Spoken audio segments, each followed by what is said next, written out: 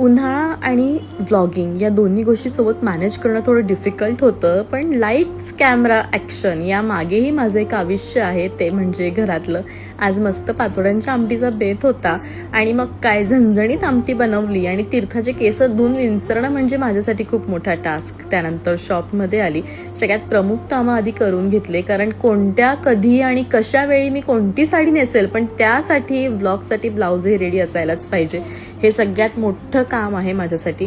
आणि खाली आली, लाईव्हसाठी बघितलं तर काय रश होती, त्यामुळे थांबणं मला योग्य वाटलं. ह्याचा गळा चुकला, त्यामुळे यांना थोडी डिझाईन समजावून सांगितली आणि मग काय घरी यायला निघणार तेवढ्यात बाहेरगाव शिर्डीवरून कस्टमर आले, त्यामुळे मी थांबली. बोलून खूप छान वाटलं आणि एक गोष्ट मनाला भावली की साडीबरोबर मी जो कुंकू पाठवते त्याची स्टोरी तुम्ही इतक्या आपुलकीने ऐकाल हा मी कधी विचारच नव्हता केला.